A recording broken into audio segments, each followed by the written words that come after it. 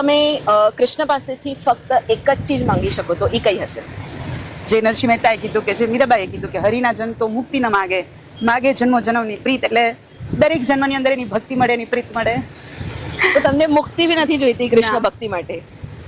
આ જ કૃષ્ણનો પ્રેમ દરેક જન્મમાં. હું કીડી બનું તો મારા અંદર એ પ્રેમ હોય, હું કબૂતર બનું તો પણ મારી અંદર એ કૃષ્ણ જન્મનો કૃષ્ણ પ્રત્યેનો પ્રેમ હોય, અને હું કાંઈ પણ બનું, કોઈ પણ જન્મ આપ, પણ કૃષ્ણ પ્રેમ તો આપશે જ. તમને કૃષ્ણ પ્રત્યે બહુ જ ભાવ છે, અને આપણે ઘણી બધી વાર છલકાઈ આવે છે છલકાઈ આવે છે ભાવ. ઘણી બધી વાર આપણે મળ્યા છે, અને મેં તમને બહુ પેશનેટલી કૃષ્ણના બારામાં વાત કરતા સાંભળ્યું છે, કૃષ્ણ માટે ઘણું કરતા જોયું છે, કંઈક સાયલેન્ટલી, કદીક વગર કીધે, કેટલું બધું છે. કેમ એવું? એટલે શું છે એવું કૃષ્ણમાં કે તમે આટલા કૃષ્ણમય થઈ જાઓ? એટલે સૌથી પહેલા જે મેં તમને કીધું એમાં એ જ વસ્તુ અત્યારે હું મારી જાત ઉપરથી જોઈ શકું છું કે ખબર નથી, આ વસ્તુ આજની નથી, હમણાંની નથી, આ જન્મની નથી. મને નામ પણ મારું વૃંદા મળેલું છે.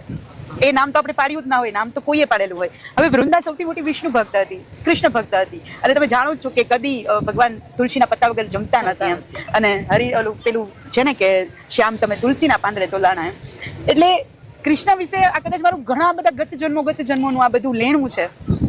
અને એ જ છે કે કૃષ્ણ વિશે હંમેશા કૃષ્ણનું નામ પડતા જ જાણે મને એકદમથી રડવું આવી જાય, એકદમથી ભાવ આવી જાય, એકદમથી પ્રેમ આવી જાય.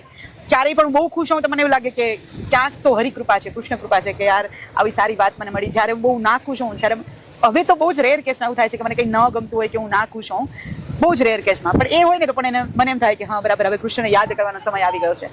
એટલે અત્યારે જે બહુ જ એમ ઇફેક્ટ છું, મેં અહીંયા મારું ટેટુ પણ કરાવેલું છે કે કર્મ હિ કૃષ્ણ એમ. એટલું બધું કૃષ્ણથી એટેચમેન્ટ છે. સરસ. તમારું એ અટેચમેન્ટ તમારા છોકરાઓમાં પણ મને દેખાય છે. તમારું? હા, મેં મારા દીકરાઓના બેના નામ પાડ્યા છે વેદ અને વિવાન. વિવાનનો અર્થ પણ કૃષ્ણ થાય છે, અને વેદનું નામ પણ વેદ. શ્રી કૃષ્ણના 1008 નામ છે. 1008 નામમાંથી વેદ એક એમનું નામ છે શ્રી કૃષ્ણનું, ભગવાન વિષ્ણુનું. એટલે મેં નામ પણ એમના ઉપર રાખેલા છે. હા, સરસ.